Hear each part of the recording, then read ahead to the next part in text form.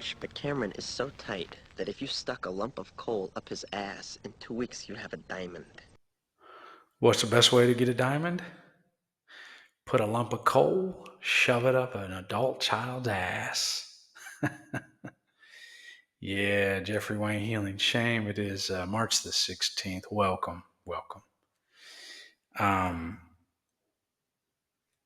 what's your real addiction? What's your addiction? Alcohol, methamphetamine, cocaine, marijuana, whatever. You're all wrong. Spoiler alert. It's none of those substances, guys. If you are an addict, most of the addictions we deal with are born out of a core of toxic shame. And that means that in some capacity, we're probably adult children. Okay. We have basically become addicted to inner drugs. It's inner drugging. I know it sounds crazy, but there are inside of us these chemicals.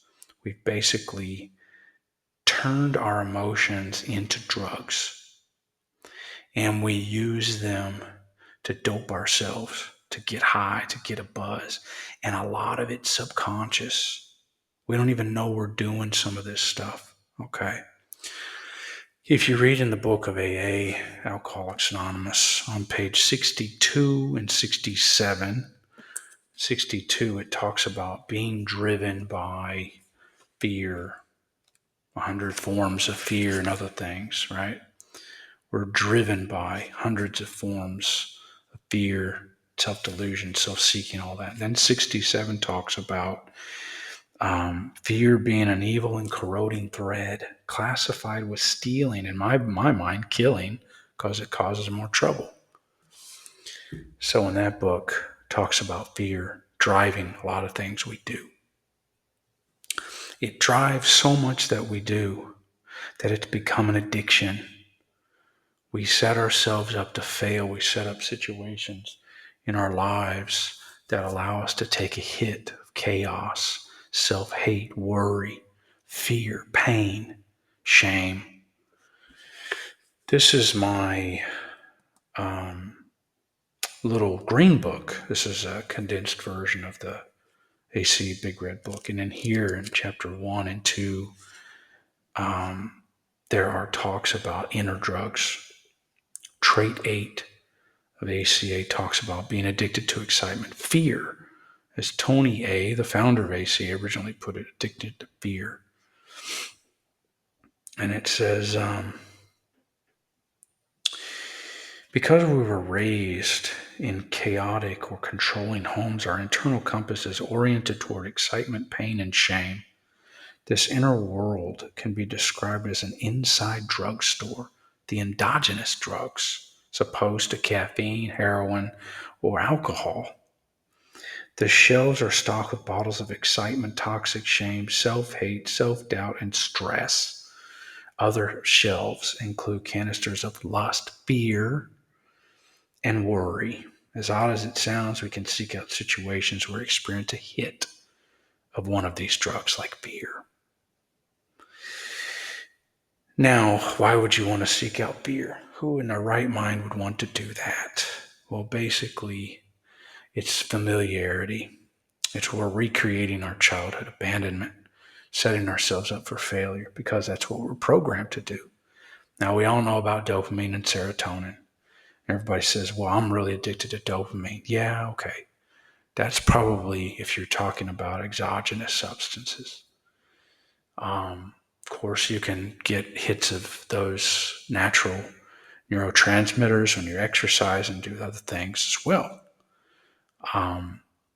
But we can derive that very readily from external drug sources, alcohol, cocaine, meth, whatever, right? Caffeine.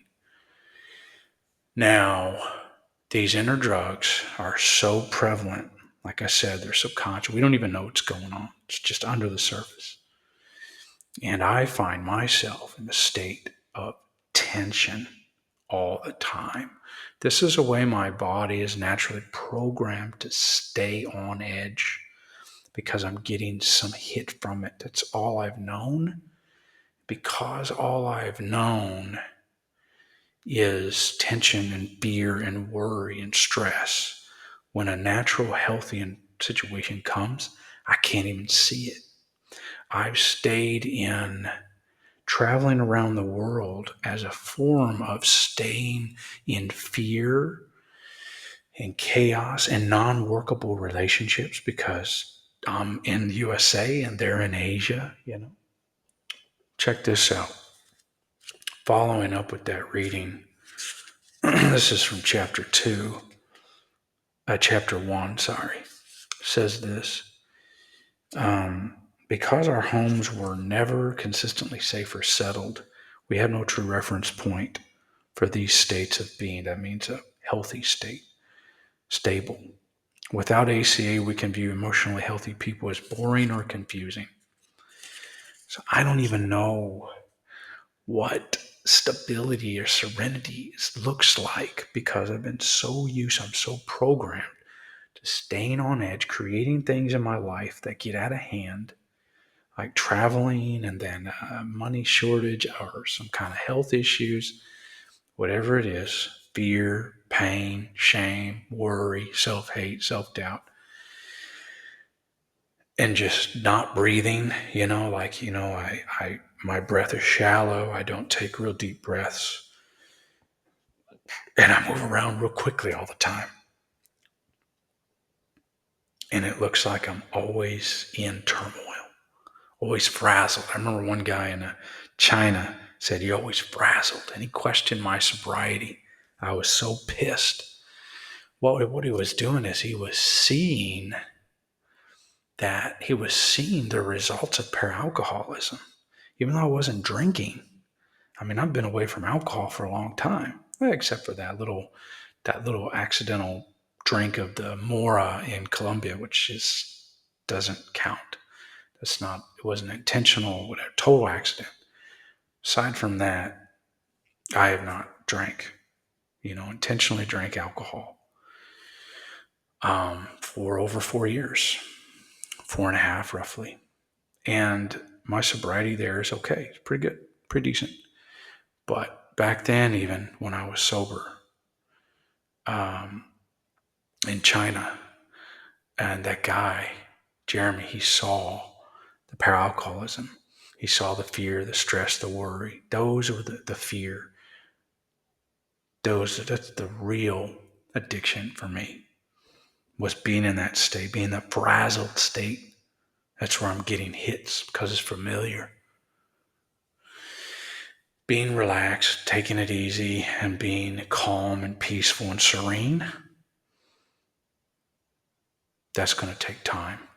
So what are some methods we can do? Slow down, take it easy, and don't try to rush around doing everything all the time, because your natural default mode as an adult child, as an addict, is to run around with your hair on fire and feel constantly stressed. That's just only thing you know. So try to take some time today to breathe, to watch the cat clean herself, to pet the cats, sit there, relax on the bed, stare out into space, read a book. There are a lot of strategies in Living Sober, which is an AA book. There's a lot of strategies for taking it easy, learning how to relax. Some people smoke, but I don't recommend smoking cigarettes or taking any kind of, relaxing pills or anything. Just try to do it naturally. You can exercise. There are many things. But the first thing is recognizing that you're addicted to fear and excitement. And it's subconscious. It's so deeply ingrained in you, you probably don't even know you're doing it. So you might lie there on the bed and feel like, jerk awake. I got to be doing something. You feel, oh my God, I got to get up because the day's passing you by. That's all addiction to fear. You don't know how to be present in your feelings and emotions. So you got to get up and do something. And look, this stuff comes from our family. Probably both your parents don't know how to relax. They don't know how to take it easy. And they're stressed people. So of course you're going to be as well. But try today to learn to be present, breathe, relax, take it easy. And one day at a time, guys. That's all we have. One day at a time. So I just wanted to bring this to your attention that your primary addiction is not any of those other things. It's the inner drugs. Even if you're sober, now you got to get sober from the inner drugs. Sober from the alcohol, drugs, meth. Now you got to get sober from the inner drugs. That's the real test. All right, guys. Until next time. Peace. All the best.